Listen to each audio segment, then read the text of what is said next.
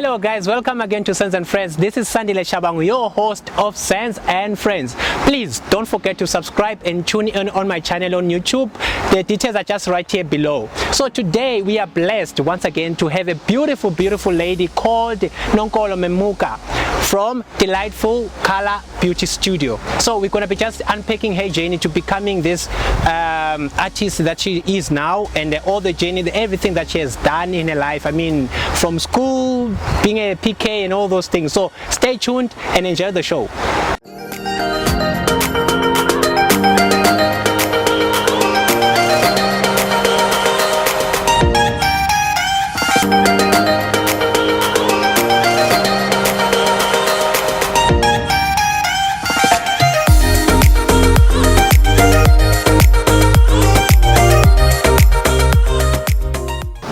Guys, again, as I said earlier on, that today we are hosting Nkolo PK from Delightful Color Beauty Studio. So she's here with us now. Just stay tuned and enjoy the show. Hi. Hi. How are you? I'm good. How are you? I'm good, eh? Awesome. Yeah. So, you know what, just before you go any further, can you just tell us about yourself a little bit? Okay, as you said, it's Nkolo. Yes. I go by PK. A lot of people know me, call me as PK PK. I was born and bred in Middelburg. Okay. I don't know which hospital, but I know we're in Middelburg. Oh, okay. I don't know if I should do a full up on that, but no, anyway, that's okay. You never built the hospital you were born in. Actually, it's important. But anyway, yeah, I was born there and I went to school here in Middelburg. Okay. Completed my matric at Sofunda Secondary School. Oh, okay. So I'm a Kasi girl. Why part your cup? Yeah, when you're a Kasi girl, you must know everything. Yeah, and then? I'm kidding. But yeah, and then I have 3 siblings, which is my sister and 2 brothers. Okay. Then it's me. I was raised by both parents. My dad and my mom. Yeah, I'm a pastor's kid. That's why I go by PK. I don't know why a lot of people call me by PK, but I think I got to fall in love with me being a pastor's kid and embracing it, you know. And I was like, you can call me pastor's kid, and it became actually a name that everybody's like, hi PK, PK, PK. Yeah. So yeah. I remember we had some instance sometime before. Yeah. You said okay, we'll leave that one.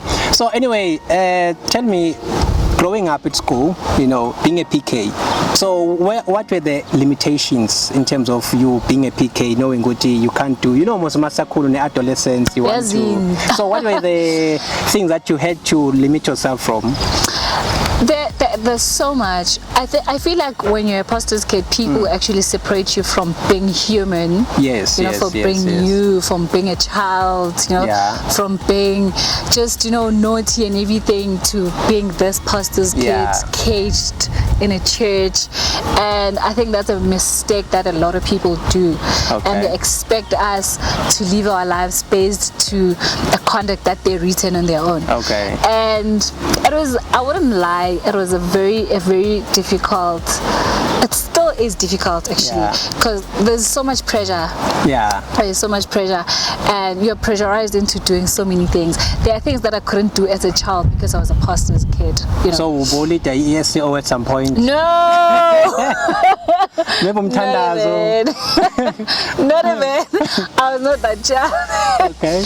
But you know what, you must go to church. Yes. You must attend youth services. When you're not there, you know, like the what should we say to other kids if you're not there? You understand? Example. So you should lead by example. Sometimes when you have male friends, it's a problem because you're not free. Because you're a pastor's kid, people tend to misinterpret things.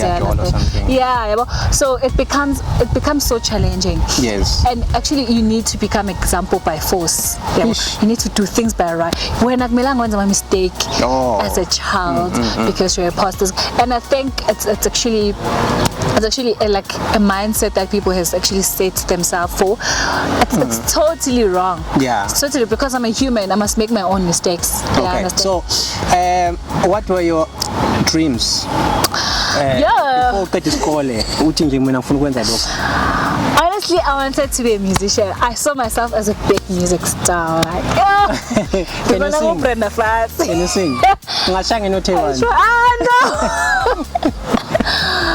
Well, I used to know how to sing. I don't think I know how to sing anymore. Oh wow. I don't think I can sing So anymore. what happened? But I used to see myself as the star, yes. Yeah, like Rebecca Malope kind of girl.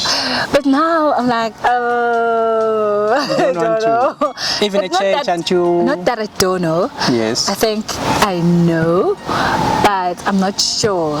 If you can. Yeah, I feel like I still have that love for music. Yes. But I don't think I'm where you're supposed to. Yeah, probably God will still speak to me. Okay. So I'll tell you what happened after school, university, and then what did you study? So yeah, after matric, I went to study survey engineering. Okay. Land surveying. So after matric, I decided that why not do something, because I'm a lover of mathematics. I'm a lover of numbers, of physics. Yeah. So I was very good at maths, science. Wow. Yeah. So I was like, because I love calculations, why not do a course that actually relates to my love? And having to do everything, my research and everything, I found out that actually I'm in love with survey engineering, and I decided to do survey engineering, and I went to TUT main campus in Pretoria. Okay. That's when I did my survey engineering, and then after that I went to work at Oricon, an engineering company. Okay. Yeah, and I worked. It was nice. I enjoyed myself as a young, like from school, first time working first fruit as a pastor's kid. Yeah. Now I get to work. I'm working at a very huge company. Everything is nice, but then I'd be so frustrated when I go to like my workplace. I get there and I think of beauty, and I'm like, oh my goodness, I love beauty. Yes. I'm so much in love with beauty. And then I started doing my research. What can I do? In the beauty industry, because I was in love with fashion, I was in love with hair, makeup, nails, everything that had to do with beauty. And I was like, why not open a beauty company? Oh, okay. But before I did that, I had to do my research and I had to learn. I was like, why can't I learn something in beauty? Yes. Meanwhile, teach myself. Yeah. And I was like, why can't I do makeup? Okay. I decided to start with makeup. I started watching YouTube videos, and then I was using my roommate's face, to learn. Yes, I was still staying in Pretoria, using my roommate's face, to learn to do makeup, and I was like, oh, okay, this thing is coming all right. And then I opened my company, which is Delightful Color, and I registered it, and that's when it all started. Oh, okay. So, and then what happened with your employment? Did you resign, or you just like, you know what? I left. I saw my way out. Okay. I just saw myself out. Yeah. And So how old is your business now? It's actually 3 years old now. Oh wow. Yeah, I think it's 3 years old now. Okay. And then tell us, what are the challenges that you face as a makeup artist? I think with every business there are general challenges that each and every person faces, especially when you have to start a company. Yes. When you're starting a company, there's so many things that you still need to go through. I still had to learn business management. I still had to learn business financials. Because I didn't. But at least you are good with numbers. Yeah, but I plus 10 rand, 20 rand. You can be good with numbers, but if you're not good with your financial state, things may go wrong anytime. Okay. You understand? So that was the most difficult thing for me. Finances, business, portfolio and everything, paperwork of the business, because I'm not a business person. Yes. Actually, I used to hate business studies in general. Yeah, but when I got into business, I realized actually this is so important. Okay. I had to start and learn those things, which I'm still learning. Yes, I'm still learning. Yeah. And I don't know, probably I'll get there. But as a makeup artist per se, I think most challenges is people. In each and every business, people are challenging. Yes. People are challenging. Working with people is so challenging. Okay, I understand we're gonna get to that challenges. I know in terms of working with people. Yeah. So who's your mentor or who inspires you in this field? And a person who helps me more when it comes to business is Millicent Mashile. Okay. I don't know if you know her. She's a twin. Oh, okay. Yeah, she has a photographer. They have a YouTube channel as well, Millicent and Innocent, the same twins. Yes. Usually she's the one who helps me with so many things, and she's the one who helped me discover a lot of things that I did not know of in terms of business. Even though businesses are totally two different things, but she is making it, she's doing it, and I feel like there are people that you look at from where they come from and where they are now, and you see like a huge change, and they inspire you in terms of not only business but in life as a whole. Okay, and then let's just shift a little bit. I know that we're gonna get back to people. You have a YouTube channel. What's the name of the YouTube channel, and then what is it all about? My YouTube channel is just Nkolo PK. Okay. Yeah, Nkolo PK. As simple as that. Yeah. And 80% of my YouTube channel is actually based on me as a pastor's kid and pastor's kids out there. Oh, okay. Yeah. Pastors' kids, pastors' families, pastors' wives, people around pastors' families also. I did it because I think I have a huge heart for pastors' kids. Not that I have a very huge knowledge about pastors' kids. I'm still young. I'm still young. Yeah. I'm still young. Yes. I think I'm also still experiencing stuff as a pastor's kid. But why not engage as pastors' kids and share the things that we experience together? Okay. I might experience something, and you might be experiencing something different. Yes. And when we come together, it might help me for the future. Yes. And it also might help you for the future as well. So it's actually based in me as a pastor's kids more than anything else that I do. Okay. I think me doing makeup is just an additional thing to my YouTube channel. Me doing some other things is just a little bit additional to things that I do. But your core is just talking about and exploring the life of as a pastor's kid. Yes, because I think as young as I am, I've went through so many things. I've went through so much, especially as a pastor's kid. Yes. And I feel like there are so many pastor's kids who are frustrated that day. Yes. And why not help each other? I'm not saying I can help you, but I can bring another pastor's kid who can actually help you, to bring you out of that cage, and everything like that. I am a pastor's kid myself, and I've went through the most. Oh wow. To a point where I was like, getting to hell with this pastor's thing. I'm done. Okay, let's just quickly go back to people. Just explaining about 1 minute 30 seconds. What's the challenges with people? I mean, there's a wedding, you need to go and do makeup. What are the typical challenges that you face? For example, there's a wedding that I was actually doing last week. Yes.